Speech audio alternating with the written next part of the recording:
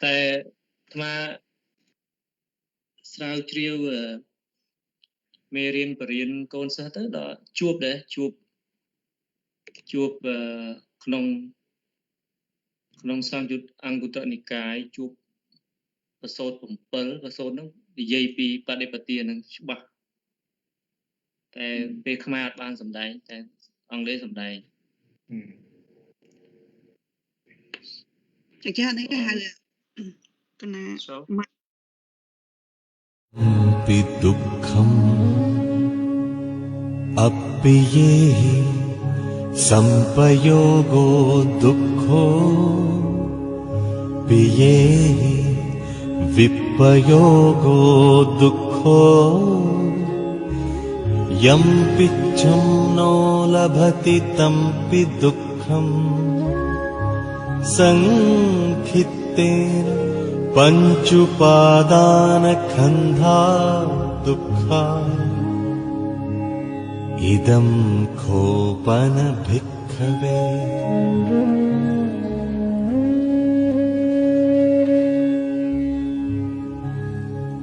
idam khopana bhikkhave dukkha samudayam yam ariya satyam yayam tanha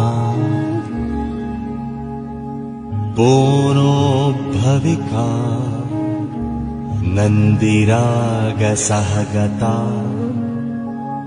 tatra tatrabhinandini seyathidam kamatanha bhavatanha vibhavatanha idam khopana bhikkhave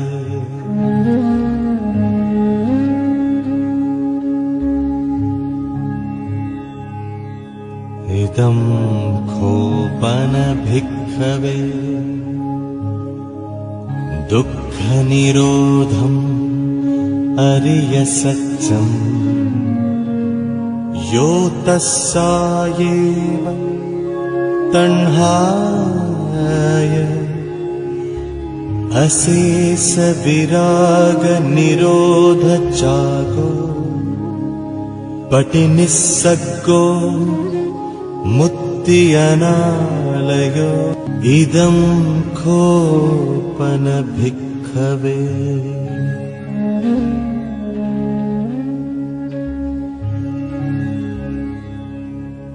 idam khopana bhikkhave dukkha nirodhagamini patipada ariya satyam ayameva ariyo atthangiko maggo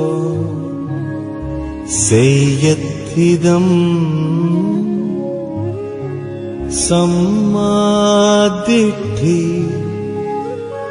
sammasankappo sammavaca sammakammanto. I would like to pay my homage to the triple gem, the Buddha, the Dhamma, and the Sangha. Again, my deep respect to Venerable Mahasangha and greetings to all friends in Dhamma around the globe. I am Zakan Tim, live from Seattle, Washington, USA, and I'm with Sister Sapir Cha, who is live from Phnom Penh, today's moderator. Welcome to Dhammika Dhammasadhana program.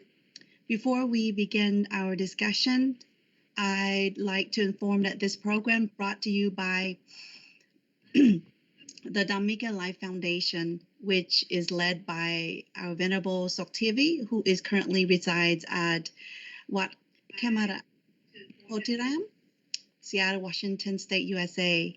This program's purpose is to aim at preparing the Buddhist teachings in both languages, Khmer and English, The language shifted interchangeably every Friday at 9 p.m. Cambodia time and 6 a.m. Seattle time.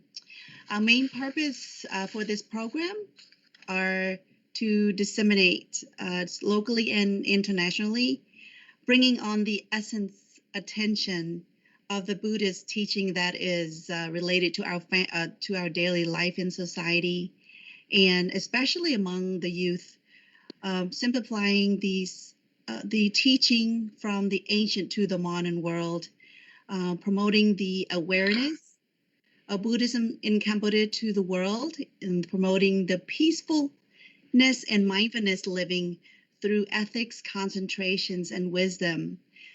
Today, we are pleased to present you a very, very, very interesting topic called Majjhimāpaṭipadā, Majjhimāpaṭipadā The Middle Way.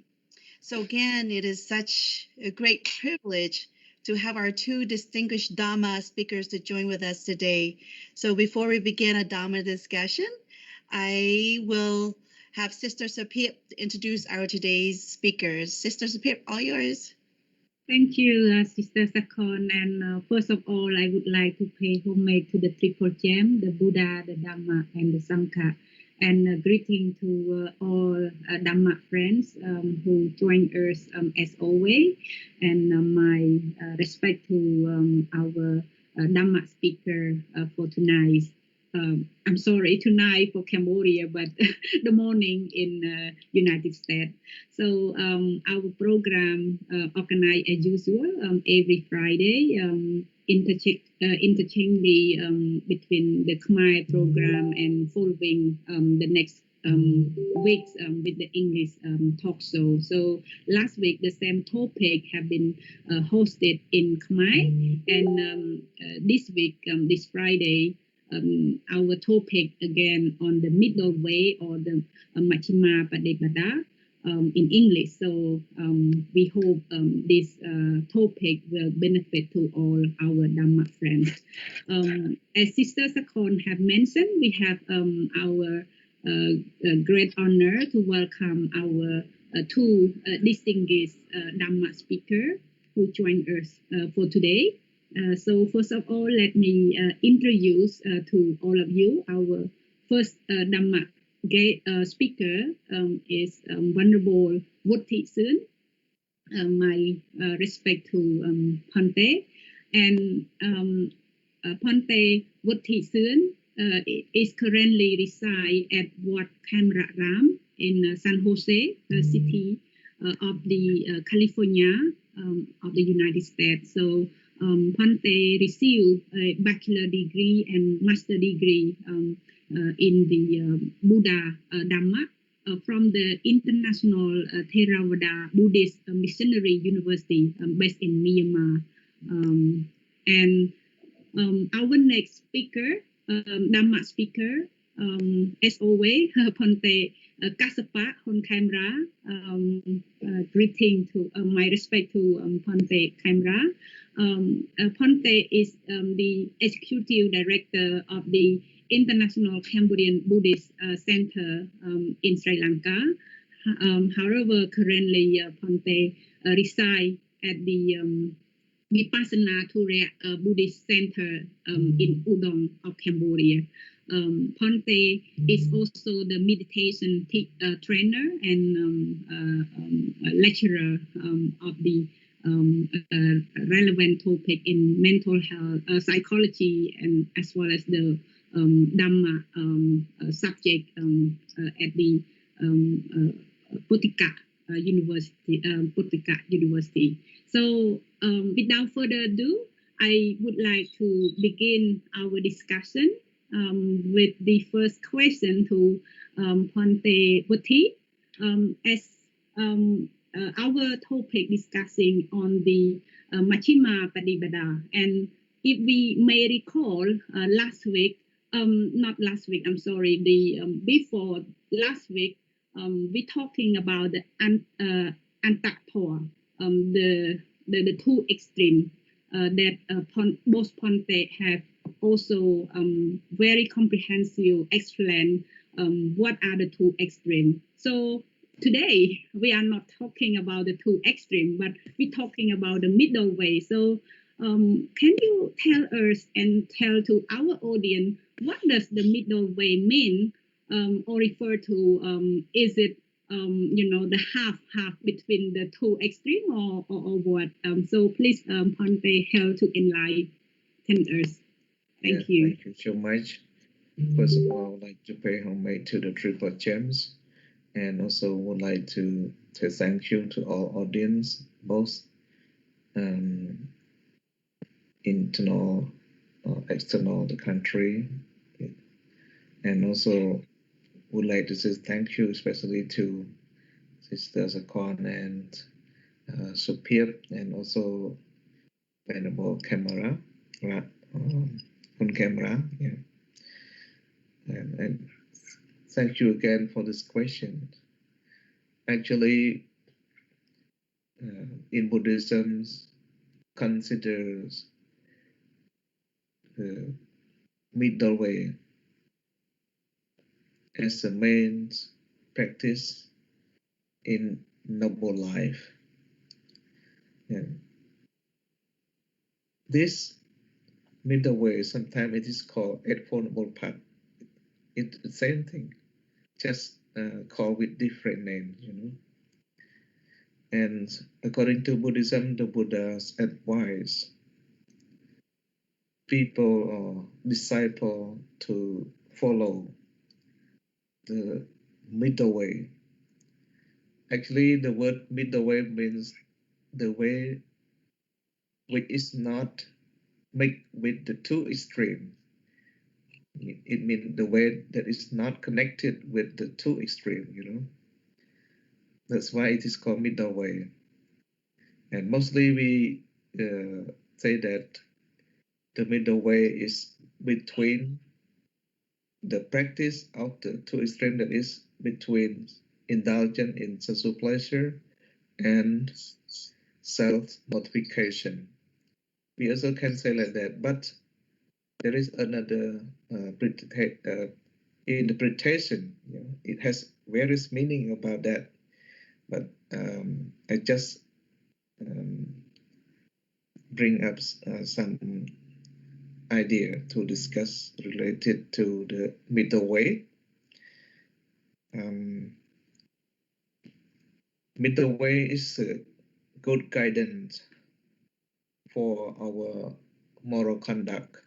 Actually, when we follow the middle way or the Eightfold Path, it can be very good guidance for our moral conduct practice like that.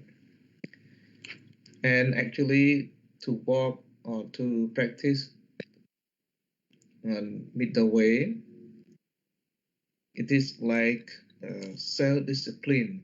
We need to discipline ourselves. Yeah, that is the way to follow the middle way. We need to plan the way to develop our mental culture like that. And if we follow or practice the middle way, we will have success in our life. Yeah, because the middle way is the way of practice not to loose and not too tight. Yeah, in between these two ways, two means like that.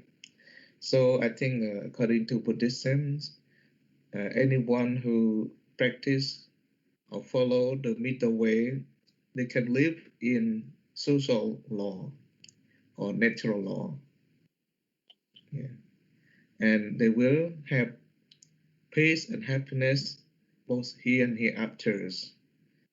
And they also will free from suffering and dangers both here and hereafter also. The middle way actually is the way to practice to avoid the bad actions and instead observe moral precepts. Also, at the Eightfold Noble Path or the Middle Way is like roadmaps, as long as the travelers need roadmap to get destination. So the same things, we are Buddhists, we also need to follow the Eightfold Noble Path or Middle Way to show us to Nibbana. That is the meaning of Middle Way. So I would like to share my opinion, just brief like that, and let the opportunity to Venerable Kun Kamra. Thank you so much, Ponpe, for your explanation regarding the middle way or Majjhimāpaṭipadā.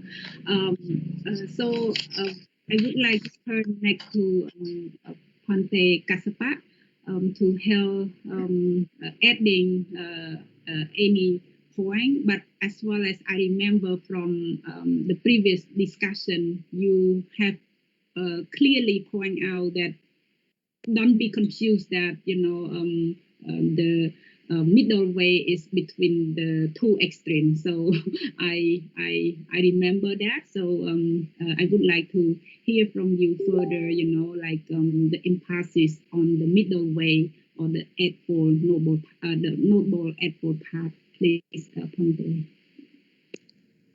Okay. Thank you, sister, for the invitation. So first of all, let me pay my homage to the Triple Gem and the Venerable Sirs, especially Venerable Mangalajoto Siangbuti, Venerable Maniputo Soktivi, and our friends in Dhamma around the globe, especially our two moderators. And in addition to what Venerable Siangbuti has mentioned, first I would like to bring your attention to focus on the technical definition of the term, Majjhimāpaṭipadā. So the direct translation of Majjhima is middle and Patipada is way. So in combination, it's the middle way, Majjhimāpaṭipadā. So the doubt or the skeptical doubt, has been arising in our mind is whether the middle is between the two extremes or it is the systematically centralized point of the two extremes. So this is the big question, and it can be a skeptical doubt between the Buddhists. That is why there is a prominent speaker of Cambodia. He say, in the middle of the road, this is the middle way. So technically and literally, the definition is middle way, Majjhimāpaṭipadā. So, but when we investigate much deeper, contextually, from the discourse called Dhammacakkappavattana Sutta, because this talk series is about Dhammacakkappavattana Sutta. So, in our previous talk, we were discussing about the two extremes. And so in Dhammacakkappavattana Sutta, Buddha rejected the two extremes. So, ete ubhuvante anupagamma Majjhimāpaṭipadā tathagatena abhisambuddha. So after rejecting the two extremes, Buddha attained enlightenment, through this middle way. And this middle way, this Majjhimāpaṭipadā or middle way, is the way to produce, the eyes of the Dhamma, the wisdom, and it is for the Nibbana, it is for the liberation, it is for freedom. And what? I mean, contextually, it is Eightfold Path. I mean, from the spectrum of Dhammacakkappavattana Sutta, it is Eightfold Path. But when we investigate only the term Majjhima, it is not the middle. Okay, I mean, just keep in your mind again. Middle way is the Eightfold Path from the context of of the context of Dhammacakkappavattana Sutta, because it is clearly said that Majjhimāpaṭipadā is the Eightfold Path. Okay, in Dhammacakkappavattana Sutta. But if we investigate the term the middle, okay, or it is not the way we think that it is in the middle. No, it is not, because in Abhidhamma there is a categorization of the phenomena. We call it hina dhamma, like it's inferior phenomena. Then majjhima dhamma, this translation is middle phenomena, and panita dhamma, the superior or the great phenomena. So from the superficial level, I mean, at the first sight, you might come to conclusion that the Majjhima is the middle, but no, it's not. And another discourse is clearly said, and if you have time, you can read in Anguttara Nikaya, and there is a section, we call it the section of Patipada, the section of practice. So this is the translation from the Bhikkhu Bodhi. He used it, the practice. And from the first discourse to the seventh discourse, there are seven discourses in that section. So from that section, let me bring your attention to the first discourse. Buddha said, "Dear bhikkhu, dear monks, there are three ways of practices. The first one is, we call it Agala Patipada. So the translation is course of practice, course way of practice. And the second one is Majjhimāpaṭipadā, a blistering way of practice. And the final one is, he call it Majjhimāpaṭipadā. So the translation is middle way. So from that discourse, the middle way for self-liberation or the liberation from freedom is not Eightfold Path. It is for foundation of mindfulness. Buddha say, okay, yeah, he say, Atapi sampajano satima vinaya loke. So this is what from the discourse. But I want to say, and the second discourse is about the great effort, the grateful effort. Simply, what I want to say, when we investigate much deeper from the content of the discourse written in Anguttara Nikaya, the Patipada section, the Majjhimāpaṭipadā, the middle way, is about 37 factors of awakening. In Pali, we call it Bodhipakkhya Dhamma. Bodhipakkhya Dhamma. So the first one is for foundation, the great for effort, and then the 5 faculties, 5 power, and on and so on. And the final one is the Eightfold Path. So what from this context, I can say that Majjhimāpaṭipadā is not just the middle, it's a right way. It's a right way of practice. It's a right technique for practice to liberate yourself from the suffering. Even it is mentioned the middle, but it is right. I can say it is right one. It is the practical one. It is the reasonable one, or it is, we can say, the cause and effect way for liberation. And like in the same section, Buddha criticize the way of practice, that they are not the ways to liberate yourself from the suffering. So I think that's all I can say about the term Majjhimāpaṭipadā. So that's all from me. Thank you. Thank you so much. That was such a wonderful clarifications about the term of the middle. You mentioned something, Venerable, in Abhidhamma. You mentioned something about Hinadhamma. What is that? Could you clarify that a little bit? Because I was trying to catch it, but I didn't catch it. So, if you don't mind. Okay. To be honest, it's much broad topic. So like in Abhidhamma, it is categorized that there are different kinds of phenomena. Okay. The base one, we call it inferior. I mean, for example, is our defilement. When it comes to our defilement, it has their own level. You know, the subtle level, the middle level, and the gross level. So this is one example. So there are many dhamma, not only the defilement, but there are many. Okay, thank you. And of course, as we discussed last week about the two extreme, and so we went into a little further. So Venerable Bhante Buddhi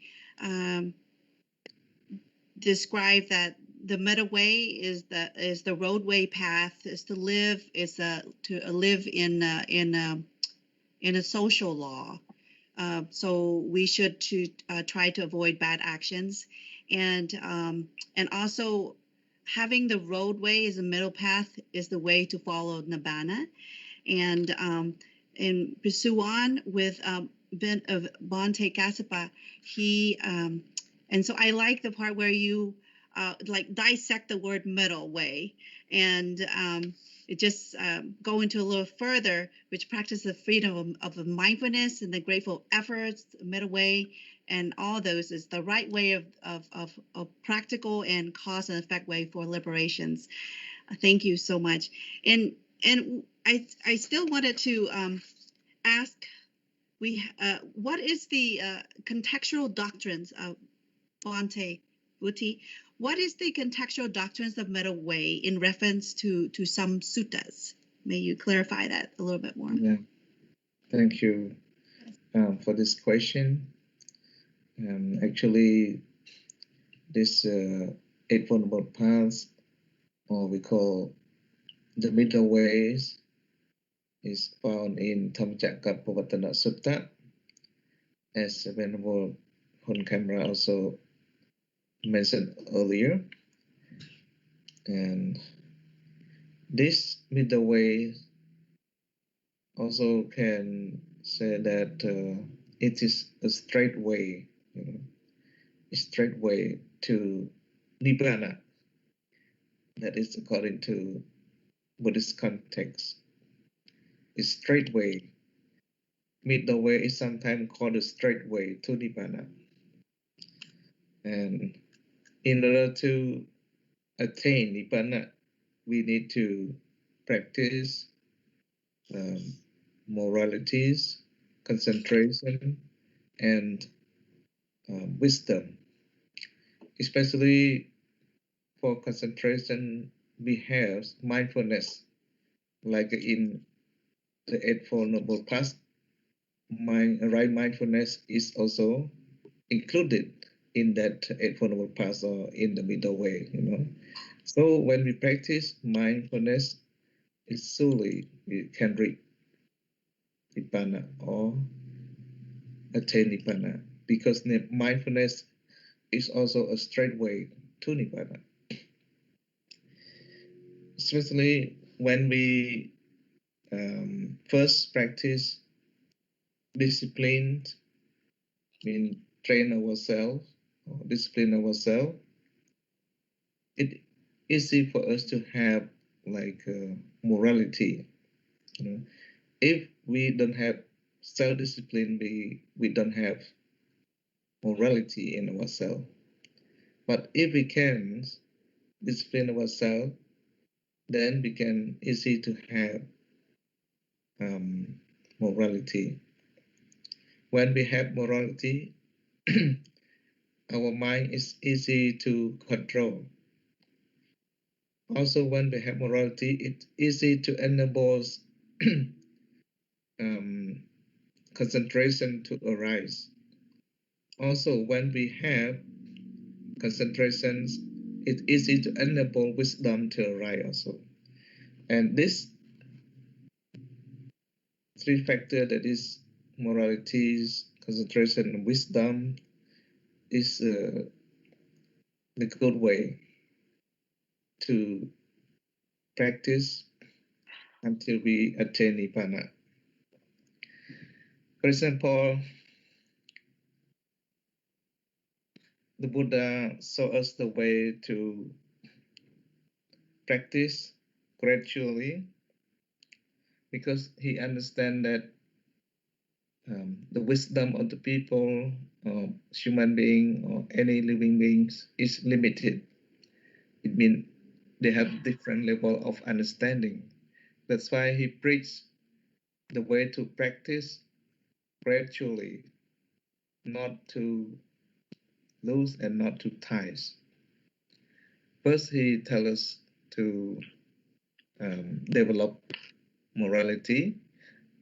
In order to have morality, we need to have right speak, right action, and right livelihood. And in order to make concentration to arise, we need to have right effort, right mindfulness, and right concentration. Again, if we want to develop our wisdom to arise, we need also to have like a right understanding, right thought, and for right understanding can lead to right thought. For example, if you have right understanding, whatever you think, it will be correct, not wrong. Yeah. And I think this middle way or Eightfold Path from the Buddhist context is mainly focused on the means of practice or the method of practice, which is not too tight or too loose like the two extreme. It's not included in the two extreme. So if we follow that path, surely we reach Nibbana or we attain Nibbana. That's why the Middle Way is also called the straight way. Not just the middle way, but it's a straight way. That is so for now. Thank you. Thank you. The straight way, not just the middle way, but the straight way. Yeah. Some of us may not know what Nibbana means. Our some of our new listener. Could you describe in 3 words in Nibbana? Excuse me. Just three things that you can describe the word Nibbana, because some of us that is listening or watching us right now live may not know what the word Nibbana means.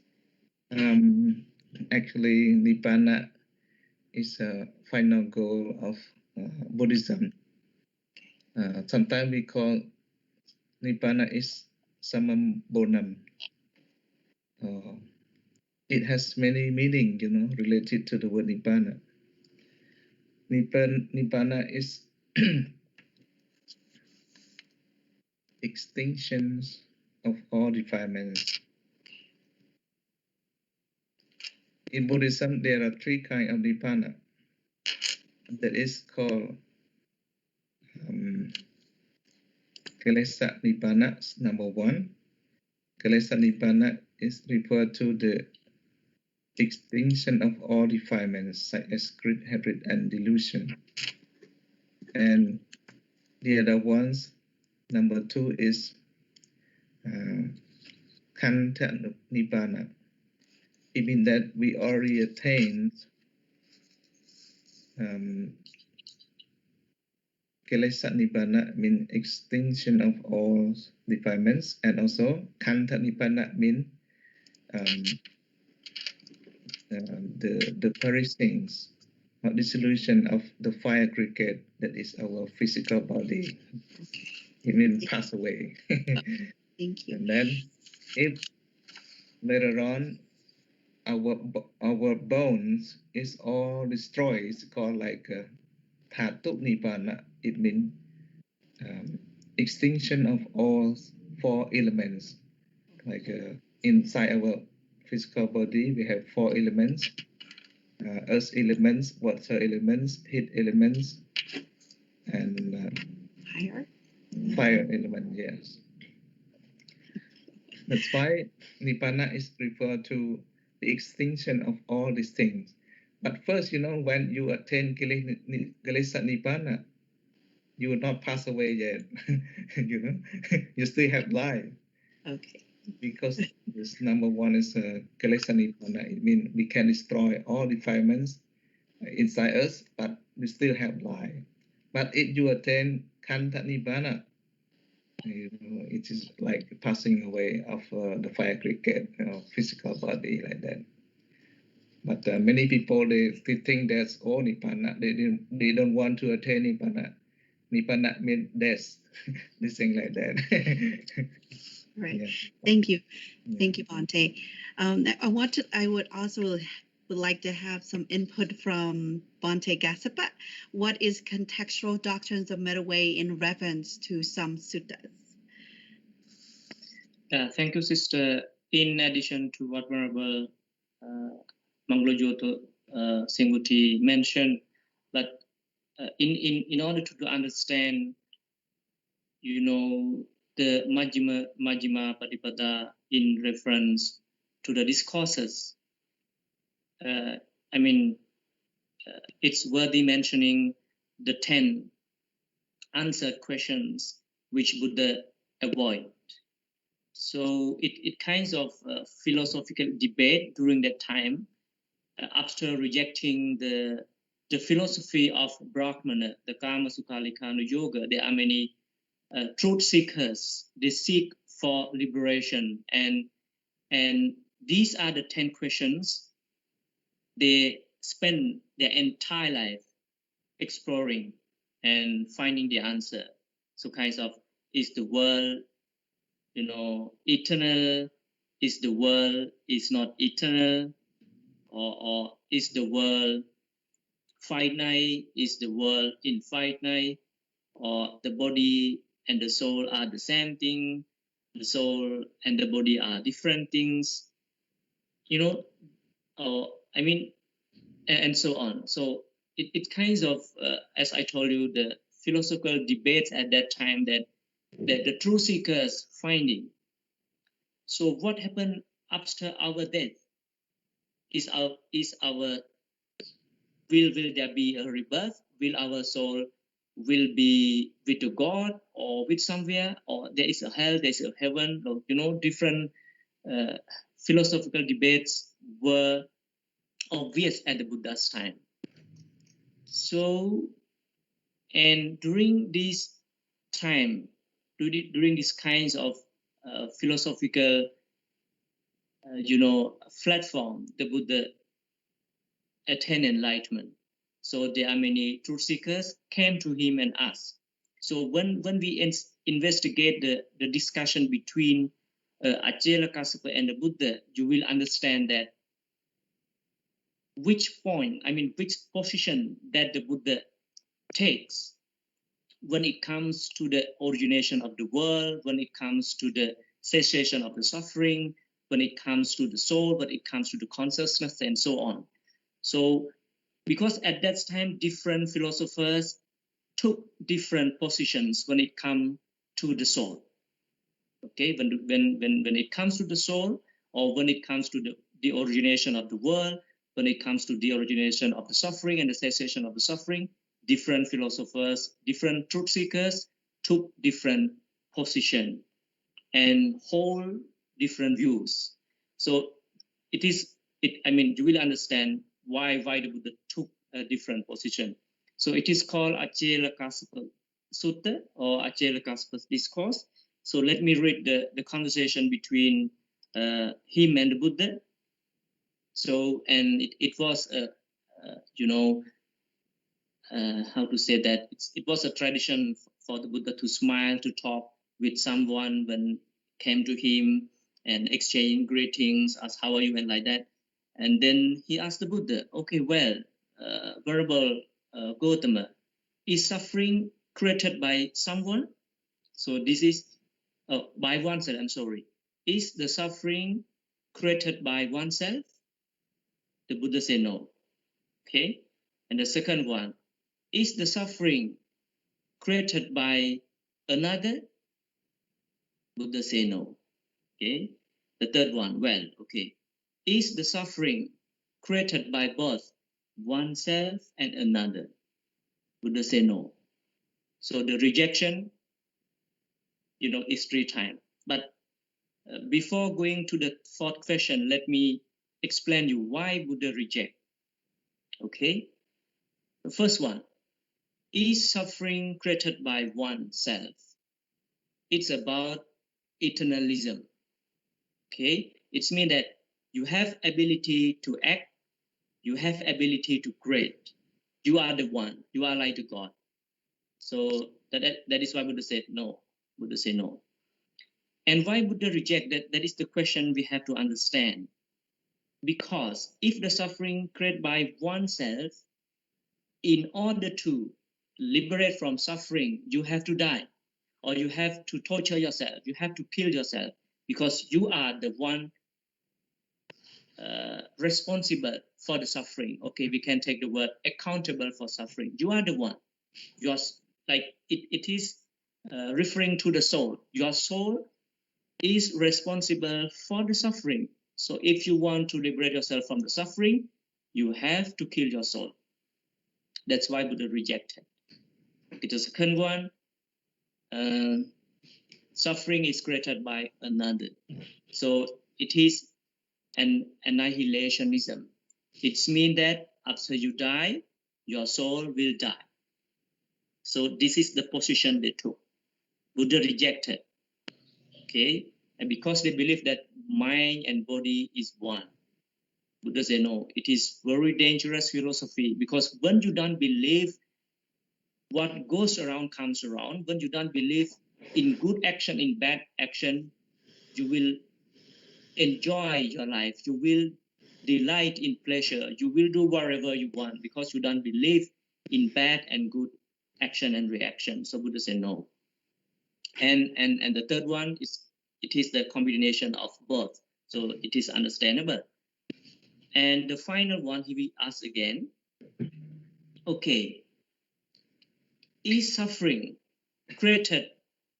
Okay, I mean, he said, if suffering is not created by oneself or another, it is happen. It happened by chance, or it is just happen. Buddha says again no. Okay, and you can understand that in Buddhism, everything doesn't happen by chance. It has a cause. Okay, and so when he raised 4 questions and the answer was no, what happened? I mean, just imagine for yourself. If you ask someone and the answer is no, like it kinds of a lot of skeptical doubts arise in your mind, pouring in your mind. So then he asked again. It means that there is no suffering. Okay, because Buddha replied no 4 times. Then he again asked, is there no suffering? Buddha said, no, there is suffering. And again he asked. He's like, it kinds of expression that, okay, I feel that the Buddha never know suffering. That is why you keep giving the same answer, no answer. Buddha said, no, the Tathagata have seen, have known the suffering. Okay, So knowing and seeing it is kinds of wisdom. Okay, after only seeing the suffering, you know the suffering. This is the wisdom you attain during the vipassana meditation. Okay, then we move a little bit. Let me briefly explain because we don't have time. So as I told you, the reason of rejecting these 4 questions, because, let me read this, avoiding both extremes. Kassapa, so Kassapa is his name, but it's like my name. Avoiding both extreme, Kassapa, the Tathagata teaches the doctrine of the middle. So this is, it is understandable, it is worth mentioning the contextual meaning of the word middle. Let me read again. Avoiding both extremes, Kassapa, the Tathagata teaches the doctrine of the middle. So what is the doctrine of the middle? Furthermore, Buddha mentioned, conditioned by ignorance are the formation. It's mean the Paticcasamuppada. Like it starts from ignorance, mental formation, and then consciousness, and then mind and matter, and so on, come to the birth and come to the suffering.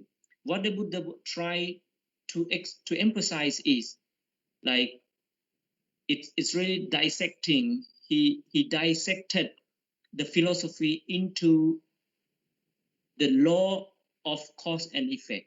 He say suffering is created by desire. It is created by ignorance. It is created by wrong understanding. So let me say this. That is why wherever the practice, the Eightfold Path, the mindfulness, or as I mentioned earlier, the 31 factors of awakening is not to kill the soul, or it's not to kill someone, it is to kill the desire, because the cause of the suffering is the desire. That is, we keep practicing to eradicate, to remove the desire from our mind. So, and I mean, contextually, the middle is not only about the right or the straight, it's about the cause and effect. So, and just think why Buddha took that position. Because he reject all philosophy like creationism, eternalism, destructionism, and materialism. So, I mean, he rejected all philosophy and came up with this philosophy because he has a right view, he has a right mission. I mean, when your mission, when your understanding, when your view is right, your path is right. So his philosophy of the origination of the suffering is Paticcasamuppada. In order to eradicate the suffering, destroy the suffering, he chose the middle way, that is the Eightfold Path according to the Dhammacakkappavattana Sutta. But it is not only the Eightfold Path, as I told you earlier, it is about 37 factors of awakening for foundation of mindfulness and so on. So, but in conclusion, let me bring another discourse to emphasize that Buddha reject 2 extremes, okay? Because there is a belief in Vajjhagota Sutta, and I'm sorry, in Ananda Sutta, there is a Brahmin called Vajjhagota, came to the Buddha, he asked, is there a soul? Buddha remained silent. Is there a soul? And second question, is there no soul? Buddha remained silent. And then the Vajjhagota left, and Venerable Ananda approached the Buddha and raised the question, my dear Buddha, our Lord, why you remain silent when the 2 questions were raised? Buddha answered, if I say yes to the first one, I would support the eternalism. If I answer to the second question, I will support the annihilationism. It means there is no soul after death. And he emphasized more that let me intersect it into a simple way, that like there is a soul. It means you believe that there is existence of the soul. And the second one, you don't believe that there is existence of the soul. Buddha rejected these two. It means that soul, no soul, is not the position of the Buddha. It is about not soul. Remember that? No soul and soul is not the Buddha position. Buddha position is not soul. It's non-soul. But what I want to say is, Buddha said that whatever you believe that there is a soul or no soul, Buddha said that soul is impermanent, suffering, non-soul. Because why? Because it is not under your control. You cannot control it. But when he said non-soul, he taught us to believe that they are just the process of cause and effect. It is just the suffering. It is just the desire. It is just the mindfulness. It is just the wisdom. There is no being. There is no person in that. That is what he wants to emphasize. So rejecting the two extreme, no existence, Buddha bring up a philosophy that is a doctrine of the middle, that is the Paṭiccamamuppāda. So there is a correlation between Paṭiccamamuppāda and Eightfold Path, because Paṭiccamamuppāda is the vision, the Eightfold Path is the mission. So, or the Paṭiccamamuppāda is the right understanding, and the Eightfold Path is the right way of practice for liberation, for liberating yourself from the suffering. So that's all from me. Thank you very much. Thank you so much, Bhante, for your comprehension. It is so much to observe. It's very meaningful, and I learned a lot, and I'm not sure I can capture all, but you have explained so comprehensively, and thank you so much for sharing the two, mainly the two examples from the Sutta, the Ajahn Sutta as well as the Ananta Sutta. And I remember you have pointed out, the context in which the Buddha had highlighted that everything exists. That is one extreme, and everything does not exist. That is the second extreme. And the Tathagata teaching the Dhamma via the middle way. So that is very insightful. And you have bring us into understanding of the cause and effect correlation as well. So I hope our audience who is following now can capture this, and we will come into the detail of the discussion of the Noble Eightfold Path in the later discussion as well. But before I move next to our key discussion, I saw one question from our audience, who is our Dhamma friend as well, Sister Kunthir. And Bhante Kassapa have also mentioned earlier about the the cause and effect with the suffering created by desire, the ignorance, or the wrong view, and to liberate from that, we have to have the right view. With I believe the right view is one of the eightfold noble path as well. With a samadhi, the right understanding or the right view. So Sister Kunthi have raised a very good question.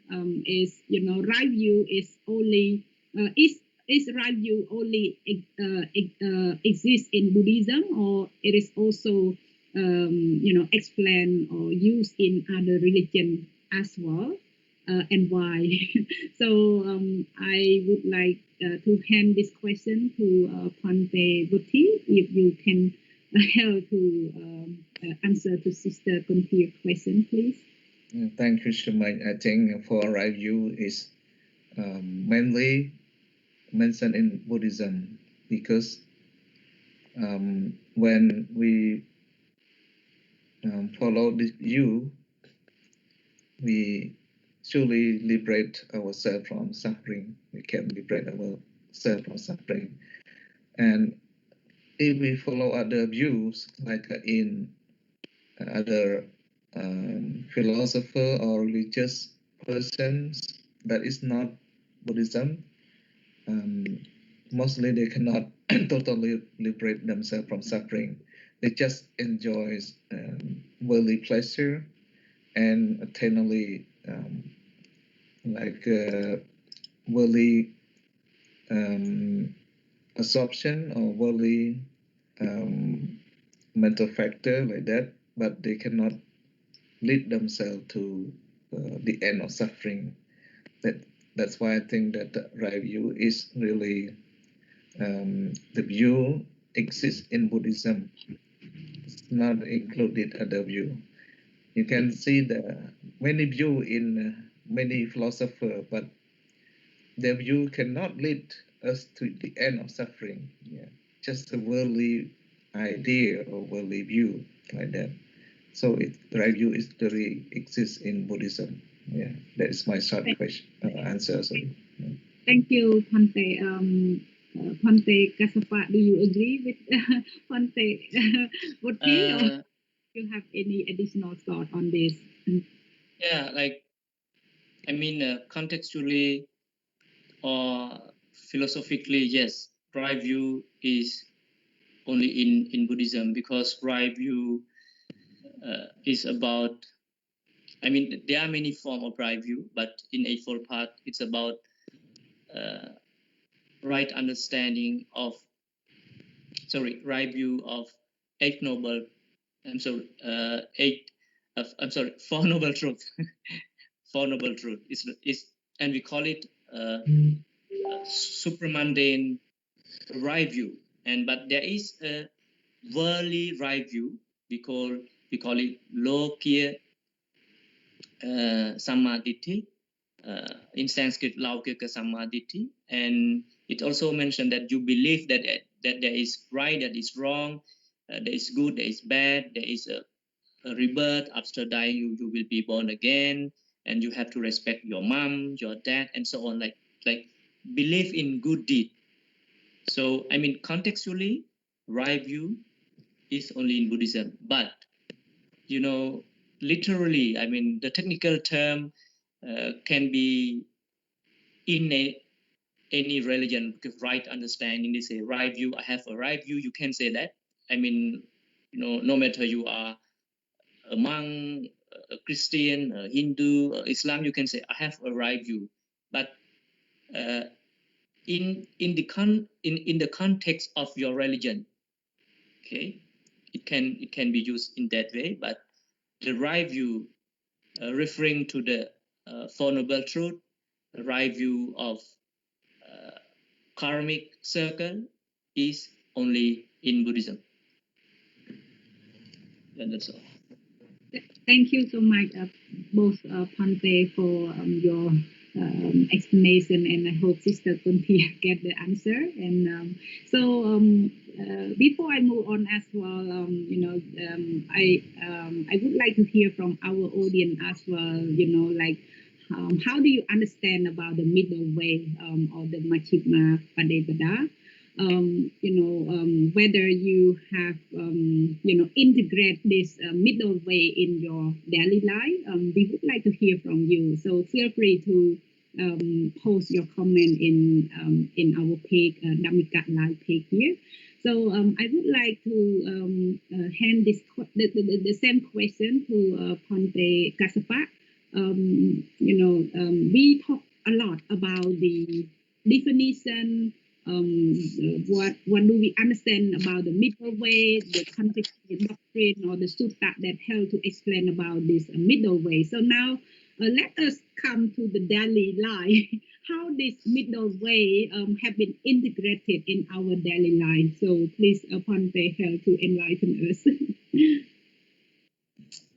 Yeah, but before answering the question, let me emphasize this, because I mean, in terms of metaphor, it is okay to say that, like in Khmer, you say that "kom tang page, kom thu page," not too loose or too tight, and there is a metaphor about that, like when you play guitar, like when you tight, yeah, and I mean it depends on, I mean the sound will be heard according to the way you use your guitar.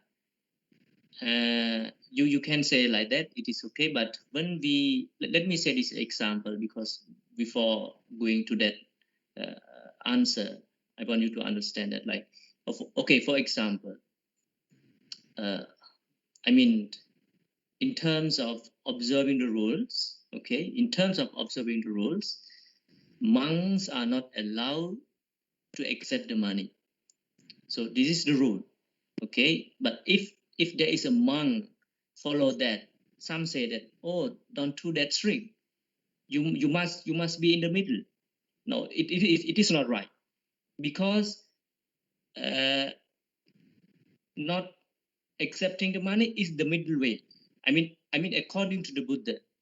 But what I want to say, I'm not criticizing someone who say no, I'm not saying that. I want to emphasize the understanding, the misinterpretation, the misunderstanding of the middle way.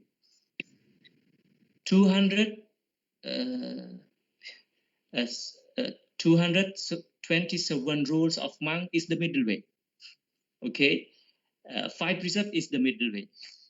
Because some people say, okay, you I mean, don't too strict. Okay, just go to the wedding. You can have alcohol. Like you have to be in the middle, not too loose, not too tight. No, it is their understanding, but it is not the middle way according to the Buddha. So in addition to what I has mentioned, how we integrate the middle way or the right ways of practice into our life. First one, I want to say that first you have a right view, a right understanding that everything, okay, happening in our life is not by chance or created by we call it by oneself or by someone. We can say the God or anyone else in the society. Buddha said there is a cause. There's a cause. Okay, so you need that right understanding. Why I am sad? Why I am sad? Not because myself, because my desire. I want more.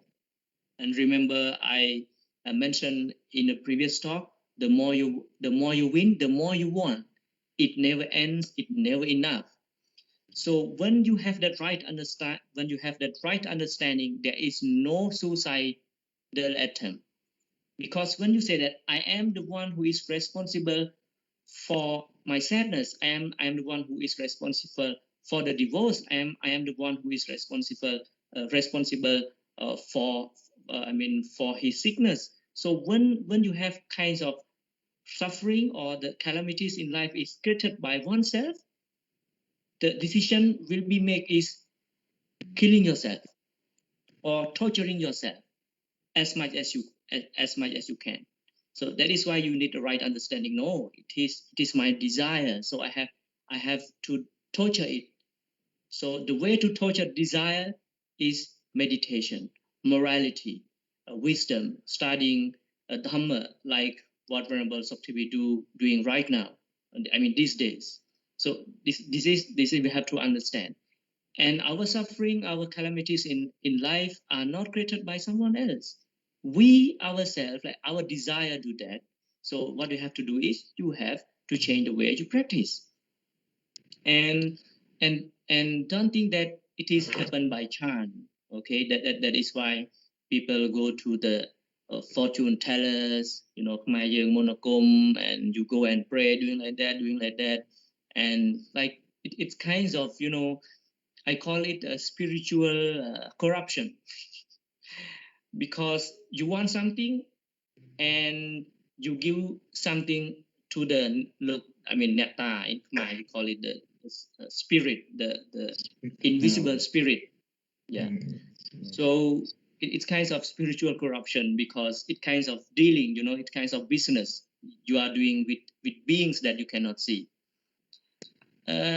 So when you understand that, oh, there is a cause of my suffering, there is a cause of my happiness, you will change the way you think. This is, we call it right understanding, from a simple way to integrate the philosophy into your life. So if you want to be happy, if you want to be successful, what you have to do is you have to believe in your ability, the causes for the happiness, the causes of the success. Okay, so it is the right way, it is the straight way for the happiness. So do something right when it is hard, but you have to do it right. It might take time, because why? Authenticity takes time. When it takes time, what we have to do is, it takes our patience. You have to be patient. So this is where I want to let our audience integrate the philosophy into their life. So when you have that right understanding, the way will be right. So that's all from me. Thank you so much, Phante, for very insightful sharing. And I like the term spiritual corruption because we all familiar with the term corruption, but the way you coined the term spiritual corruption, and the way we doing the business with the spirit, it is quite interesting. And I hope our audience can avoid the spiritual corruption, not only avoid the corruption by the normal term. So I would like to turn to Phante Bhuti. The same question: how do we integrate the middle way into our daily lives? Please, Phante. Thank you for this question, sister. Actually, I also accept the idea that Venerable Khun Khamra recently mentioned that the middle way is the way of practice or adoptions, everything that is not too loose and not too tight. If we practice too tight, we can achieve nothing. And if we practice too loose, also we cannot achieve anything like that. It's the same thing. But why the Buddha practiced the two extreme before he got enlightenment? The Buddha know that to practice the two extreme cannot lead to the liberation from suffering. But he still practiced that, because people in India at that time, they would like to find salvation by practicing too tight or too hard, like a self-mortification and so on. So if the Buddha did not practice the two extremes, the other philosopher or believers, other religious leader may think that why the Buddha got enlightenment or attained enlightenment easily without doing anything, That's why the Buddha need to do that, to practice that, because he want to eliminate the view of other leader or philosopher. Even though the Buddha did not know, the Buddha did know the two extreme is not the way to liberation or salvation, but he practiced it, just want to remove the view of other religious leader at the time. And he said that, oh, don't do that, only the middle way can liberate you from sufferings. The middle way is just a way of practice or mean of practice, not too loose and not too tight. For example, if you eat, you need to know the moderation of your eating. Don't eat too much and don't eat too little, like that. If you eat too little, you also can have sickness. And if you have eat too much, also you have sickness. That's why you need to balance or know moderation in your eating. Just one example. And actually, if we don't follow the Eightfold Noble Path or the middle way, we surely have suffering and cannot get success in our life. Like the Buddha, when he really want to attain enlightenment as a Buddha, he practiced too hard, like not to eat food for 7 days. And then his physical body become thinner and thinner, and his wisdom or his vision cannot arise. So he think that to do like this is just to torture himself, and his physical health become weaker and weaker. So he will finally die. If he die, he will have no more chance to attain enlightenment as a Buddha, And he realized that only our physical health is healthy that can let him to attain enlightenment as a Buddha. That's why he come back to practice the simple way or the middle way, to come back to eat right again. When he eat right, his physical body is good, and he have strength and he have vision, and then he get the knowledge about enlightenment. And if he follow too loose in the practice, too loose ways in the practice, also we gain nothing, because even though you do the work, if you are not strict in your work, sometimes you will not achieve anything from your work. If you achieve something in your work, also the result is not so good. It's just not nice. That's why we need to balance between our practice or between our doing something like that. And for the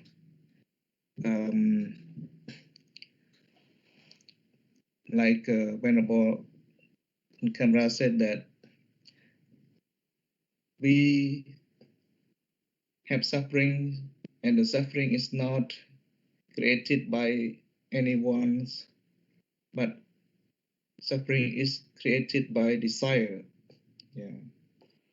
And if we want to know why we have suffering, we need to look at the cause also. And the main cause of suffering is created by desire. That is the same thing. And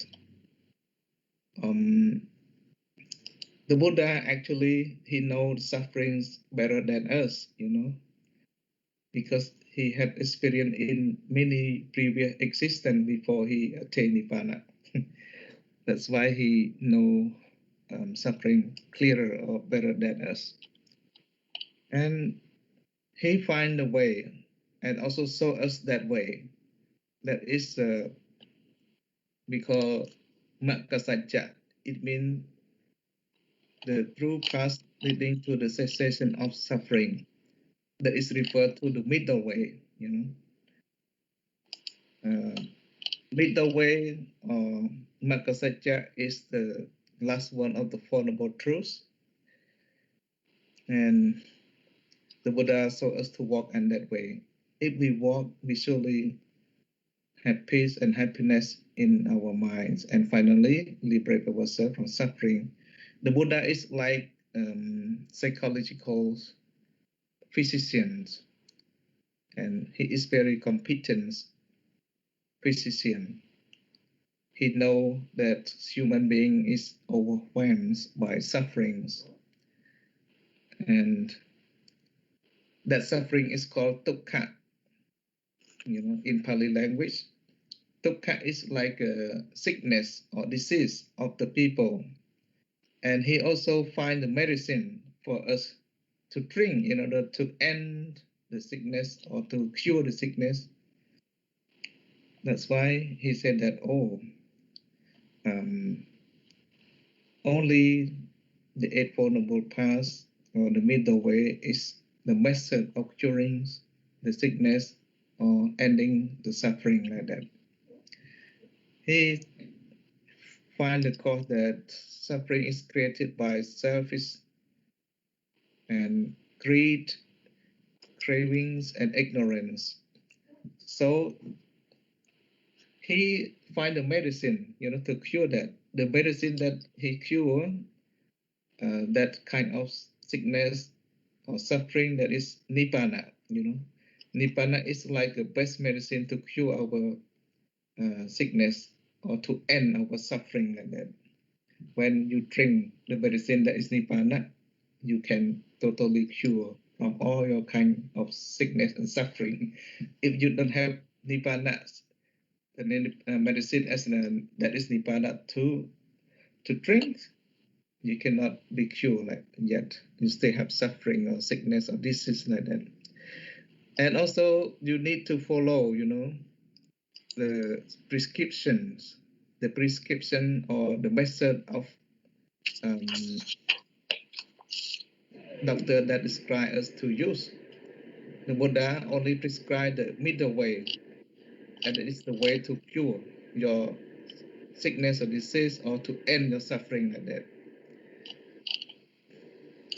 So when we follow that middle way, we can cure our physical body and also mentally.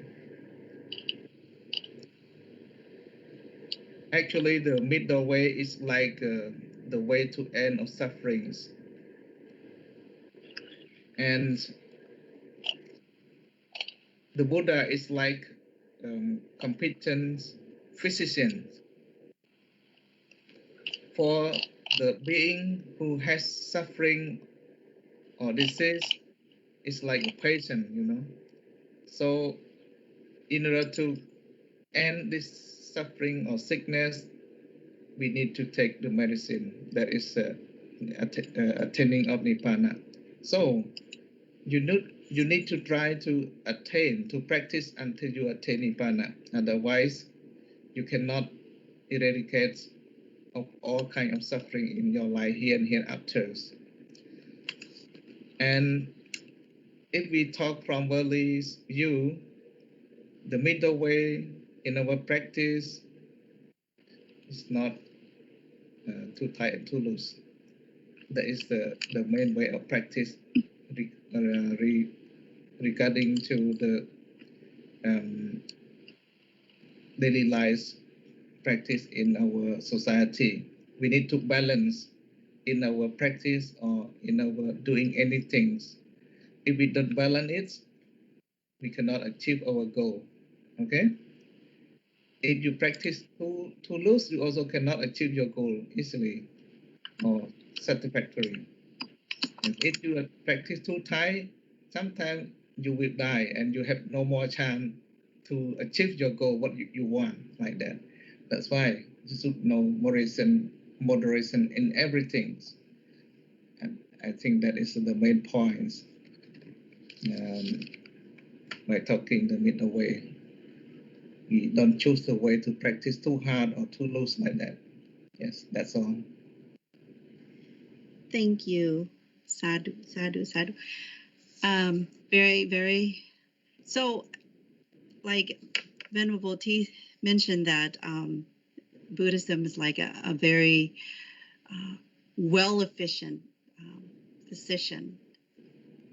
His cure is nibbana, and the prescriptions to reach and to cure that nibbana is the noble eightfold pathway. Yeah. And thank you. And I just wanted to reiterate that what Venerable Kassapa mentioned, that our mission is the eight noble pathway, and our vision is Vadajat Samobad. And just remember that what Venerable Kassapa mentioned, that everything happening in our life is not by chance. And so you wanted to ask questions about why I am sad. Is the way to change our way of practice is to have that right understanding, to understand why is this cause of suffering? Because of desire, ignorance, and wrong understanding. So if you take that and practice and understand why, it's like you have to dig down the seed to get into why am I sad? Maybe because I'm in love. Maybe that is a desire. That's a desire. Or why am I sad? Because I'm not accomplishing my PhD. It's okay. Just like Venerable Gaspar say, take step by step. And it's like every day that we do, take that straight path, like Venerable Voti indicated, straight path, and you want it to focus, the right way, the right morality, the right path, and meditation wisdom.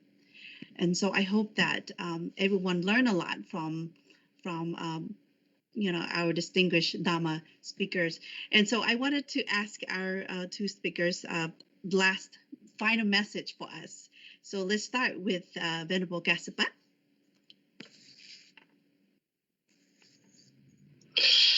Last message.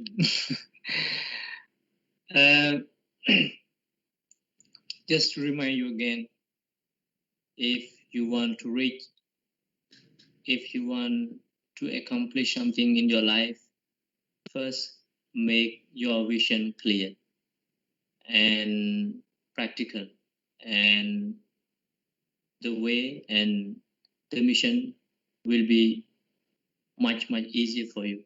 So that's all from me. Thank you. And Venerable Voti, would you like to say something, your last word to us and to our audience to take away for our daily living? I think in order to achieve something in our lives, we just doing something with our right understanding and don't have too high expectations, Little thing done is greater than little thing done is better than great desire. Sometimes you have great desire, but you don't do anything, so you cannot achieve something in your life also. So that's why this proverb say, little thing done is better than great desire. Yeah. And also, you should not have high expectation in something. If you don't have expectation, nothing will make you disappointed. So something that you can achieve in your life, just know the moderation in your doing something, and you should have right understanding. That is the main point. You have right understanding in what you are doing, if you want to achieve your goal and get success in your life. And something which can get success in your life, you must have two factors, that is patience and effort.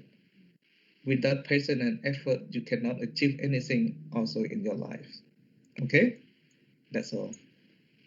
Thank you so much to both Phante for your great message to our audience. And before we end, now time is running up, and so before we end our live show, I would like to share the merit from this Dhamma Sandhana with all living beings in the whole universe. May all be happy and peaceful. As you may know, our Dhammika Live will host the special Dhamma talk on the special occasion in the coming 11 March. Some of you may know, but for the information to our audience who are following us right now, please stay tuned with us this coming Saturday and Sunday, because we will host a special Dhamma talk on the birthday of the Samdech Chulnat, the Supreme Patriarch of the Cambodia, who was born on the March 11, 1883. So Dhammika Lai is very pleased to host this to host the discussion about his life, what what have been the Somdak Junat have been doing, his role and title in Cambodia, and his great achievement to support the Buddhism, as well as the legacy that he have left to all of us, that can enrich our knowledge on the Buddhism, and that can applicable to our daily life. So please don't forget, join us this Saturday and Sunday. On Saturday, the discussion will be hosted in Khmer language, and on Sunday will be in English. We will have Dharma speaker as well as speaker who will share their great knowledge and information related to the life of this Junat. Once again, thank you so much to our honorable Dhamma speaker for sharing with us today. Finally, I would like to express a sincere thanks to Dhammika Live team as well, to the founder, director, advisor, member, admin team especially, and the technical team who have provided such a wonderful support to make our program possible. Last but not least, thank you to everyone, to our audience, to the Dhamma friends for joining and following our live show as always. Now let us spend a moment, as usual, practicing the Metta Bhavana, the loving kindness meditation, which will be instructed by Ponte Kasapa on camera. And I'm so here to get together with Sister Sakon as the moderator tonight. We would like to thank you and goodbye. Our Metta meditation begins.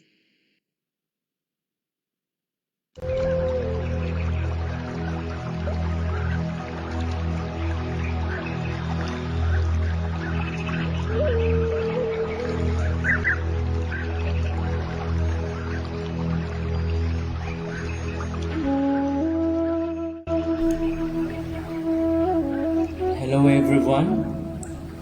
Let us practice loving friendliness meditation for oneself.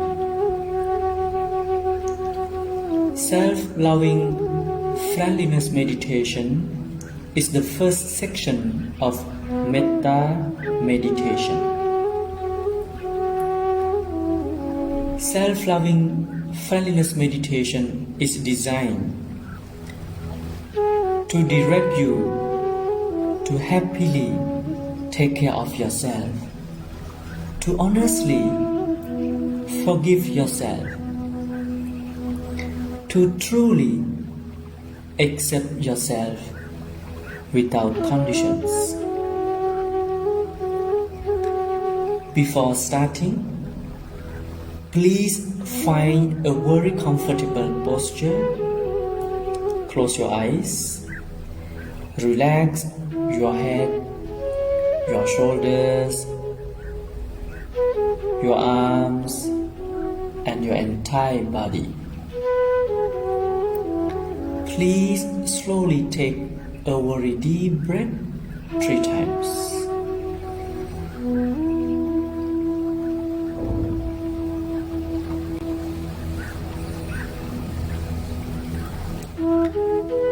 When it is done, let your breath flow as naturally as it does. Observe your breath without judgment, reactions, and criticism. Just merely observe it as the way it is while you are listening to my Pali Metta chanting.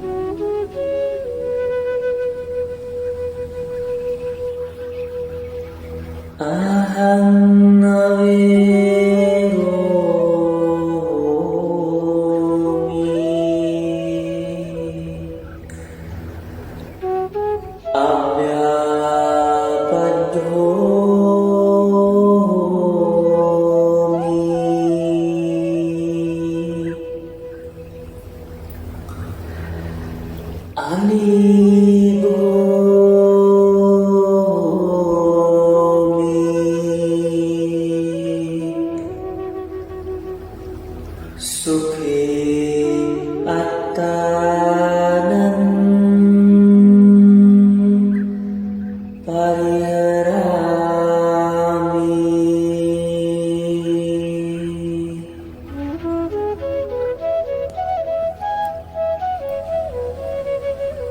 Now, please create a very tender smile on your face. Visualize your happy and smiling face. You are very happy person with smiling face. Please keep smiling with honest heart, because you are going to bless yourself.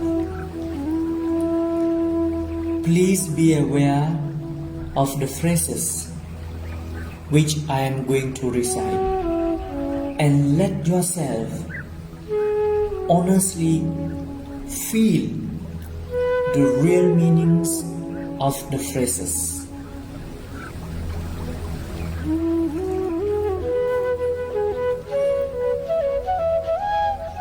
May I be well and happy.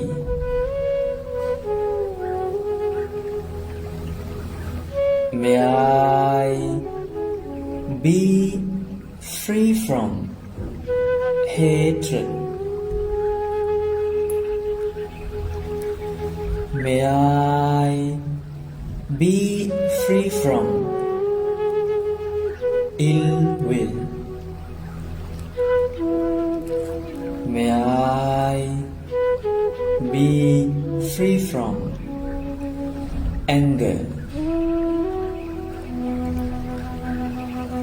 May I be free from physical and mental sufferings.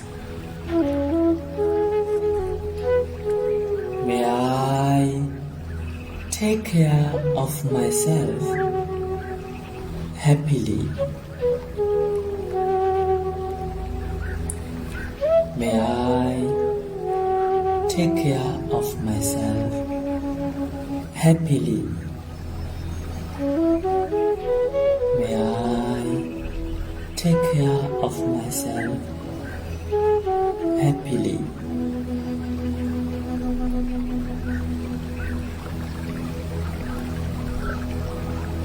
Now, take your right hand and place it on your chest, and you can mentally repeat after me.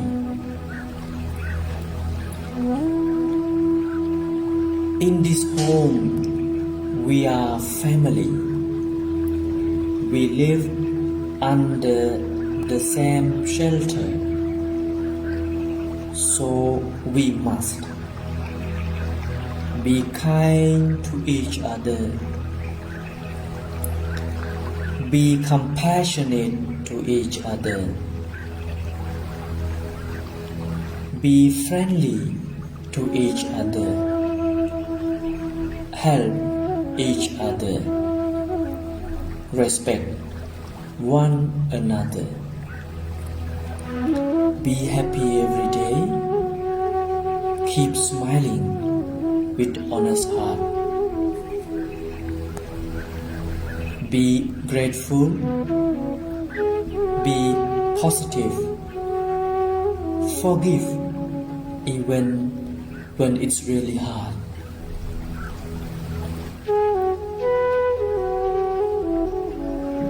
Before open your eyes, please take again a very deep breath 3 times.